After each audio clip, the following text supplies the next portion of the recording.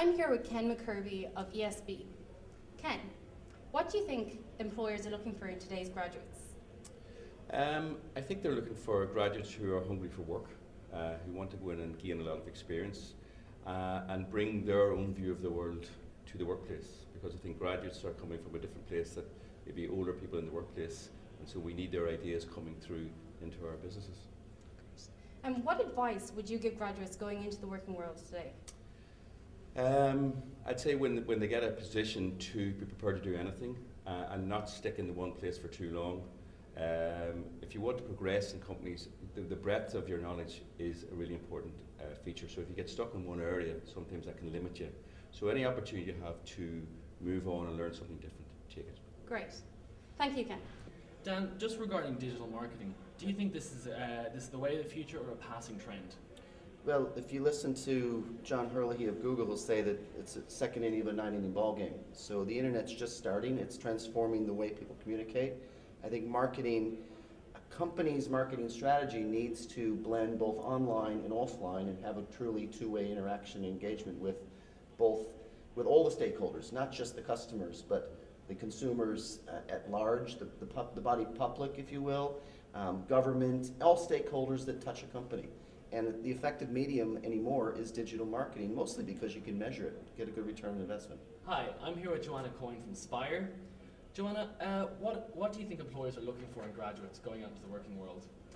I think the market at the moment is quite competitive, particularly for graduates entering into it. And if you think about it within marketing, particularly, that arena has shifted so much in the last 5 to 6 years. So it's an ecosystem in its own right, where there's lots of different elements, lots of different channel communication, and lots of different skills and capabilities required within that.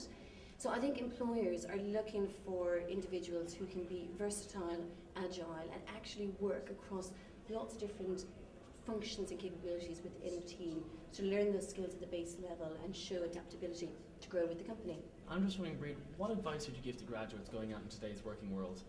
Well, I think one of the things to realise is that things will not always be as they are at the time that you actually enter the working world, and that's true whether you go out in the height of a boom or in the depths of a recession. So it's really important to have a set of skills that are adaptable. And what employers are looking for really is enthusiasm, commitment, flexibility, as well as the underlying skills.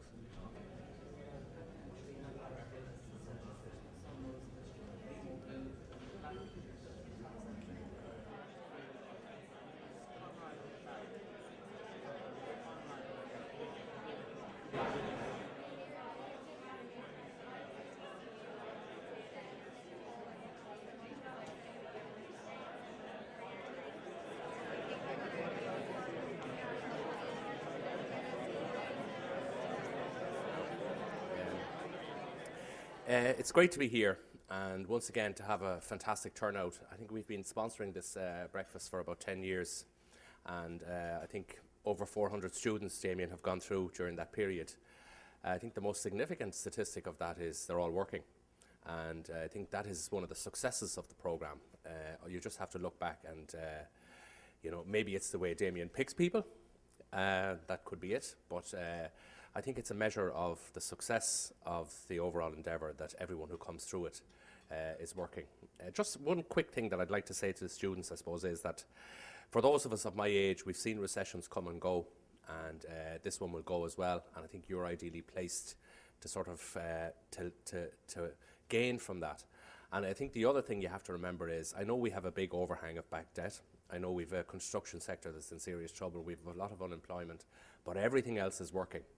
So business is working, the balance of payments is positive, and I think that the opportunities for you are going to be great. And I think I'm looking forward to sort of continuing that that performance, that everyone who gets through the programme is employed, gainfully employed, and working in the economy. And I suppose that's what we need, is people who have come through programmes like yours, who are sort of working in the economy and making sure that we continue to grow and prosper. So it gives me great pleasure to sort of, on behalf of everyone here, to welcome Jim and to call on Jim Dowdall to give his address. Thank you very much. Pleasure to be with you this morning. Before I start, maybe just share a couple of thoughts with you. If you're to believe some people, I think we're gone back to a time now when the earth is flat and Ireland is just about or has just fallen off the edge. there's this sense out there in terms of people, particularly people from foreign shores, and when they listen and when they read in the media stories and when they develop those stories, that they get this crazy sense as to what it's like to work and live in Ireland, and that it's all about serious doom and gloom. I'm not sure about most people in the room, but for me, for one, I'm getting really tired of the negativity that's out there, particularly the negativity that's coming from people who don't really understand the challenges and the realities of living and working in Ireland. And I'm getting tired, I suppose, about being tarnished as a business person from one of the so-called PIIG countries and the jokes and connotations that are associated with that. And, I have part of a multinational company. Many of you here may work with multinational companies, and we get this from our colleagues, probably well-intended. And when I get it now from my Spanish colleagues, my response to them would be, we've loads of money now, and we're only a dress rehearsal for what's going to happen in Spain. But we really need to reset expectations and the understanding that people have. And to put this into perspective, I think it's worth reflecting on a couple of points. See if I can use this. Okay, here's some stats. And these are stats that primarily came from a recent survey from IBEC. And if you have a look at these, we're home to 8 of the 10 top global technology companies. Iconic companies like HP, like Google, like Intel, have all survived and prospered in Ireland and are making a huge contribution both to their customers and both to their corporate shareholders. We're home to 15 of the top 25 medical device firms, companies like Baxter, Braun, Boston Scientific, and we're actually the second largest exporter of medical devices after Germany. We're home to 50% of the world's leading financial services companies. These are firms like Aviva, who have set up in Ireland, and many of which have set European headquarters here. And if you have a look at the number in the middle that we have, 1.4 trillion euro, that's not anything to do with national debt or anything like that. That's the pension funds under management, under administration in Ireland. A huge number. So there are a lot of things that are happening in Ireland which are hugely important and hugely valuable, and things that we need to be reflecting on more often than just the negative points. I think Aviva, we located our European headquarters here. That's a decision that was made recently. Other international insurance companies have followed suit as well. Willis, Transamerica Re, MetLife, Zurich, and many, many more have very significant operations based in Ireland. And why have they done it? It's not just a low tax rate. The low tax rate is an important element of it, but it's not just a low tax rate. It's not just because English is our native tongue, although my colleagues will tell me they don't understand what I'm saying half the time. And it's certainly not just because of the crack. It's because Ireland is a really good place to do business. Aviva didn't catapult into the front line overnight, and we didn't become Ireland's leading insurer by one momentous decision. There was no light bulb moment that suddenly transformed Aviva. We've been in existence in Ireland for over 100 years, and we've been working hard at doing the right things right throughout that time, and making sure that we're there for our customers when they need us. And on the back of that, we have 1.2 million customers who are very loyal, and we have an opportunity to build on that. So not relenting on this and finding opportunities to keep reinventing ourselves in Aviva is hugely important for us. However, from a brand perspective, to talk to the marketing colleagues in the room, there has been one event that probably put us in the spotlight. And this does symbolise, again, our entrepreneurship in our organisation, that part of our LEAP culture. And what was that? You're sitting in it.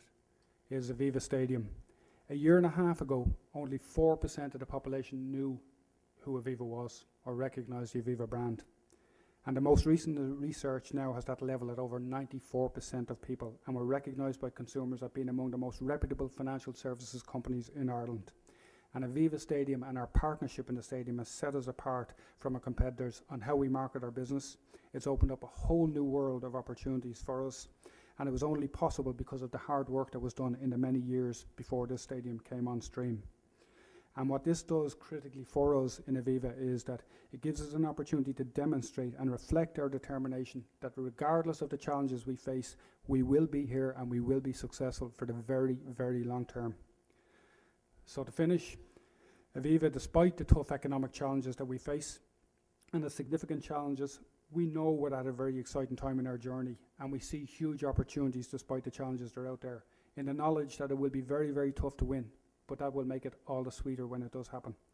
And I firmly believe, and I hope everybody here agrees, that there are great opportunities for everybody out there, for all of our businesses, and we should go out and we need to find them and need to all be proud of each other's achievements. And let's be relentless then in demonstrating that Ireland is still a superb place to do business. Thank you. So the MSc in Marketing Practice, it is a unique type of master's degree. It combines the existing theoretical knowledge of graduates with real commercial experience.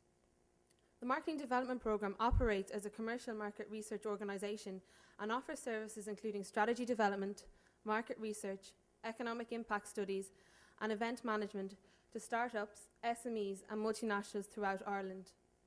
Providing these services enable us to gain experience while contributing to business in Ireland.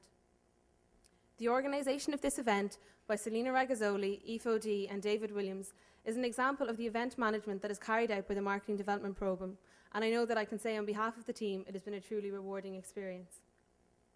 Before we finish up, I would like to take this opportunity to thank a number of people.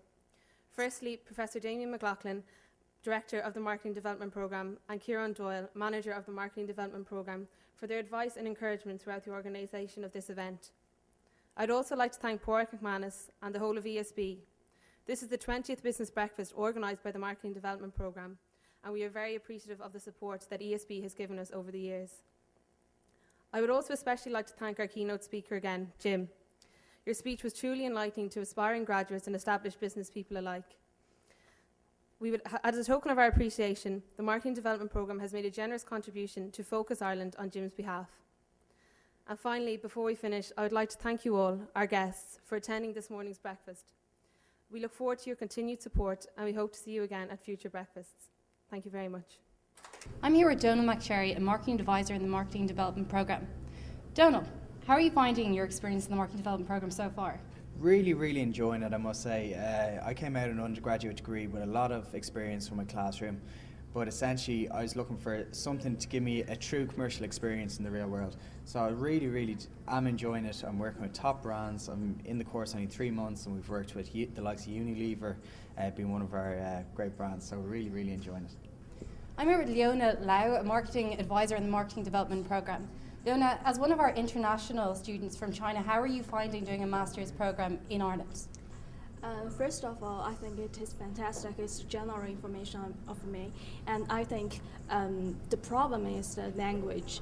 But you learn more very fast.